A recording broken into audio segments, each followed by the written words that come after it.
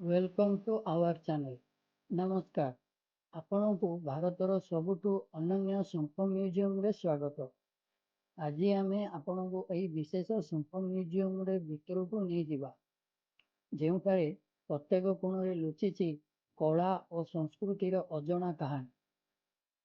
ଏହାକୁ ଶେଷ ପର୍ଯ୍ୟନ୍ତ ଦେଖନ୍ତୁ ଏବଂ ଜାଣନ୍ତୁ କାହିଁକି ଏହି ଶଙ୍ଖ ମ୍ୟୁଜିୟମ ଗିନିସ୍ ୱାର୍ଲ୍ଡ ରେକର୍ଡରେ ପ୍ରବେଶ କରିବାକୁ ଯାଉଛି।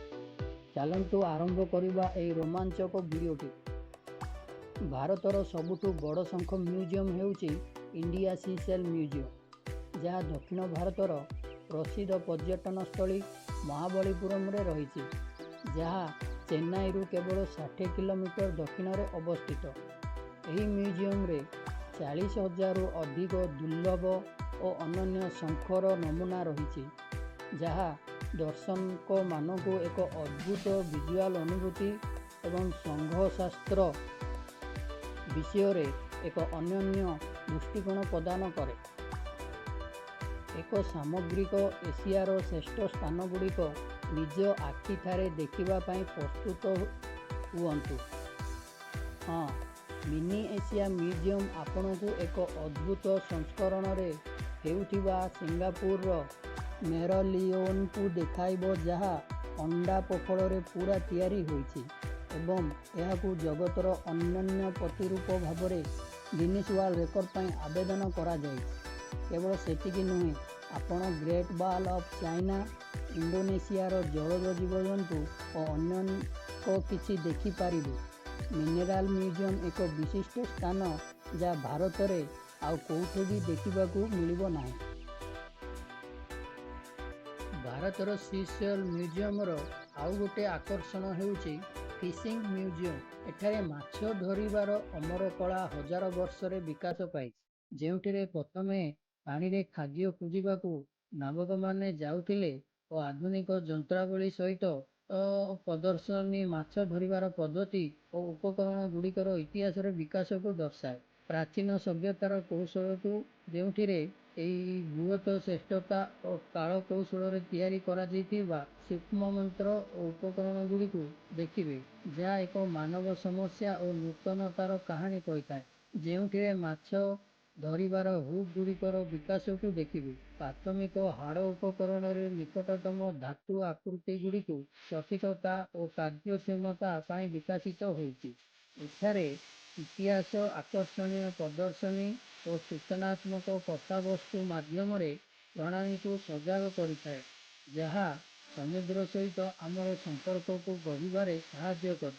ଯଦି ଆପଣ ଏକ ଅନୁଭବୀ ମାଛ ଧରକ କିମ୍ବା ଏକ ଜିଜ୍ଞାସୁ ସନ୍ଧାନକାରୀ, ଆପଣଙ୍କୁ ଏକ ଯାତ୍ରା ପ୍ରଦାନ କରିବ ଯାହା ବିଶ୍ୱବ୍ୟାପୀ ସମ୍ପର୍କକୁ ଗଭୀରତାର ସହ ଉପରେ ଦେଖାଏ।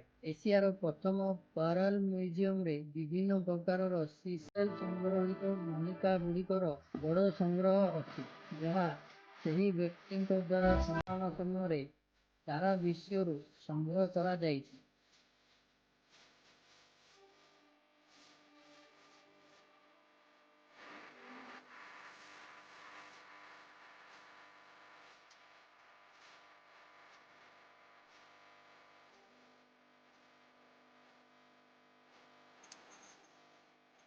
ଏହି ମାଛ ଏକ୍ୱେରିୟମ୍ ହେଉଛି ଇଣ୍ଡିଆ ସି ସେଲ୍ ମ୍ୟୁଜିୟମର ଏକ ଗୁରୁତ୍ୱପୂର୍ଣ୍ଣ ଆକର୍ଷଣ। ଏହା ସହିତ ଏହି ଏକ୍ୱେରିୟମ୍ ଆପଣଙ୍କୁ ମିଶ୍ର ଓ ସାମୁଦ୍ରିକ ମାଛଗୁଡ଼ିକୁ ମନୋରଞ୍ଜନ କରିବ। ଆପଣ ଜୀବନ୍ତ ଷ୍ଟାରଫିସ୍ ଧରିପାରିବେ, ସେପରି ଆପଣ ବଡ଼ ଲବଷ୍ଟର ମଧ୍ୟ ଧରିବାକୁ ସମର୍ଥନ ହେବେ ଏବଂ ଏକ୍ୱେରିୟମରେ ଆନନ୍ଦ ବି ଉଠାଇବେ। ମାମଲା ଫିଶ୍ ୱାର୍ଲ୍ଡରେ ଗୋଟିଏ ଅନନ୍ୟ କ୍ରିୟା ମଧ୍ୟ ଅଛି, ମାଛ ମସାଜ। ପ୍ରାଚୀନ ସମ୍ପୃକ୍ତ ପ୍ରାଣୀମାନଙ୍କୁ ଅନ୍ତର୍ଗତ କରନ୍ତୁ, ଯେଉଁମାନେ ପ୍ରାୟ 110 ମିଲିୟନ ବର୍ଷ ପୂର୍ବରୁ ବାସ କରୁଥିଲେ।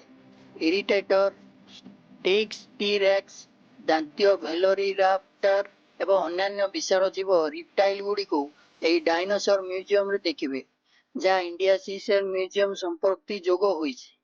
ISSM କମ୍ପ୍ଲେକ୍ସ ଭିତରେ ଡାଇନୋସର ମ୍ୟୁଜିୟମକୁ ଦର୍ଶନ କରନ୍ତୁ।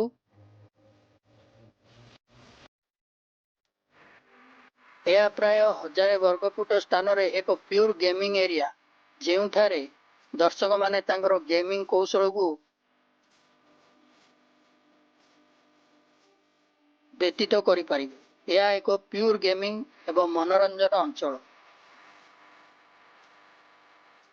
ଧନ୍ୟବାଦ ଇଣ୍ଡିଆ ସିସେଲ୍ ମ୍ୟୁଜିୟମ ଏହି ଅଦ୍ଭୁତ ଯାତ୍ରାରେ ଆମ ସହ ଯୋଗ ଦେବାର।